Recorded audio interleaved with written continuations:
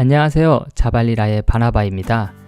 최근 국내에서는 카카오 카풀 서비스에서 시작된 택시 업계와 사측 간의 갈등의 골이 점점 더 깊어지고 사회적인 문제로까지 확대되고 있는데요. 이와는 달리 세계 시장에서는 미국의 우버, 중국의 디디 추신과 싱가포르 그랩 등이 기업 공개를 앞두고 승차 공유 시대의 본격적인 시작을 준비하고 있습니다. 특히 우버는 기업 가치가 1200달러, 우리 돈 135조 원을 넘어설 것으로 평가받으며 미국의 3대 자동차 회사인 GM과 포드, 클라이슬러를 모두 합친 것보다 클 정도로 기업의 기술과 혁신의 가치를 인정받고 있는 상황인데요.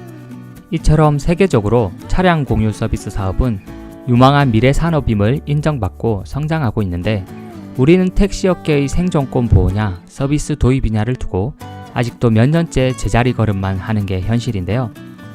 이러다 빠르게 변화하는 기술 경쟁에서 뒤처지는 게 아니냐는 우려의 목소리도 점점 커지고 있습니다. 그래서 오늘 자발리라에서는 국내에서 어떤 기업들이 차량 공유 서비스를 운영하고 있는지와 차량 공유 산업 분야에 취업에 관심을 가지고 있는 분들을 위해 산업의 전망과 비전에 대해서 이야기해 보도록 하겠습니다. 먼저 첫 번째 기업은 국내 대표 차량 공유 서비스 기업인 소카입니다.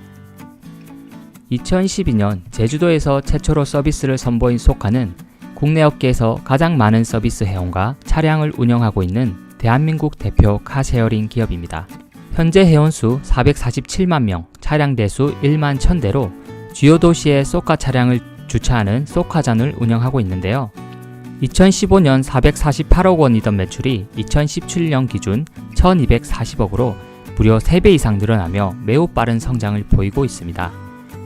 이런 소카의 빠른 성장세를 지켜본 SK그룹은 자체 카쉐어링 사업을 철수하고 소카의 지분 확보를 통해 국내 모빌리티 시장에 진출하였는데요. 기존의 SK가 가진 에너지, 반도체, 통신 기술을 기반으로 앞으로 소카와 어떤 시너지를 낼지 재계로부터 많은 관심을 받고 있습니다. 올해 4월에는 다음의 창업자이자 소카의 최대 주주였던 이재용 대표가 대표이사로 취임하면서 11년 만에 경영인 복귀로 많은 주목을 받았는데요.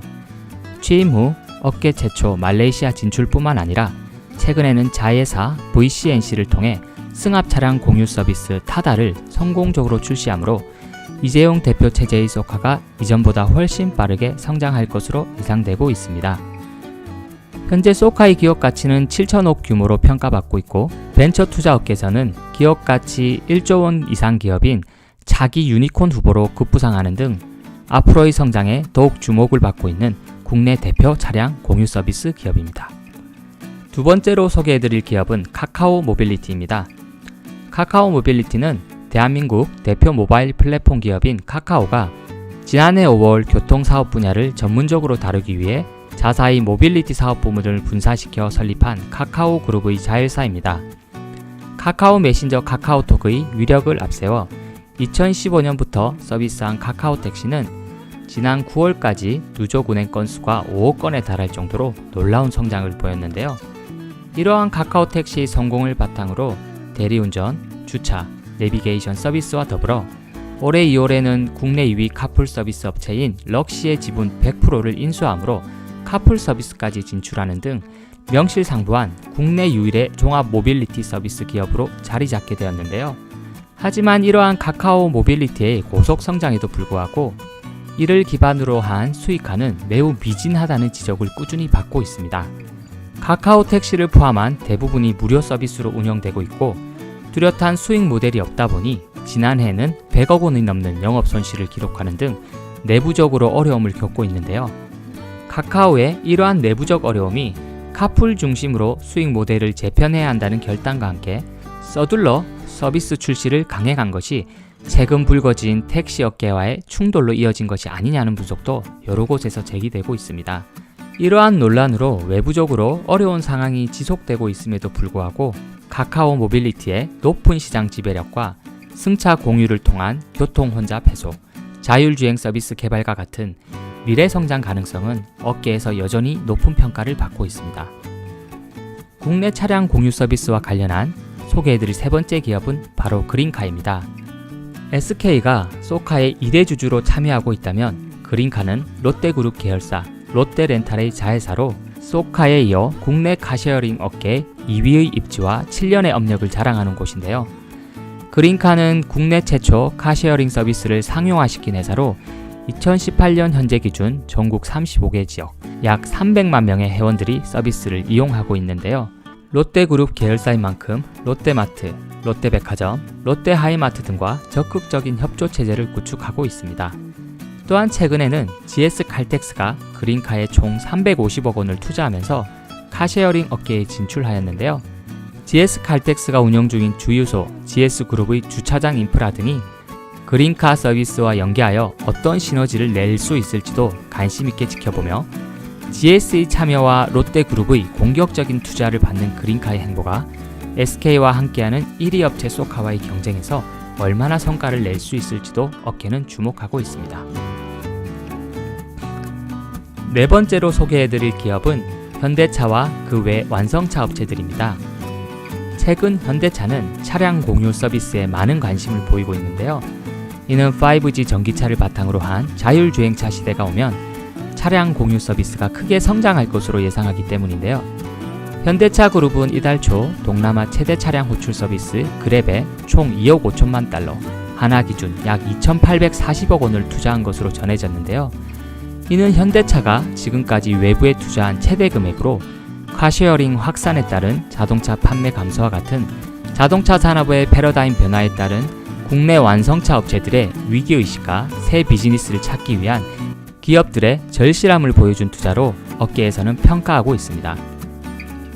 실제로 현대차 그룹은 내년부터 계열사인 현대글로비스를 통해 카쉐어링 사업에 본격적으로 진출할 것으로 예상되는데요. 앞으로의 국내 차량 공유 시장에 어떤 영향을 미칠지 업계에서도 많은 관심을 가지고 있습니다. 카쉐어링 시장이 빠른 성장세를 보이면서 다른 완성차 업체들도 시장에 진입하고 있는데요. 기아차는 지난달 고객 전용 카쉐어링 서비스 팝 프로그램을 선보였고, 르노 삼성자동차는 한국토지주택공사가 추진 중인 카쉐어링 플랫폼 서비스 LH 행복화에 자사 차량을 공급하는 협약을 맺는 등 빠르게 변화하는 자동차 산업 환경에 적응하기 위한 완성차들의 개별적인 노력들도 꾸준히 증가하는 추세입니다.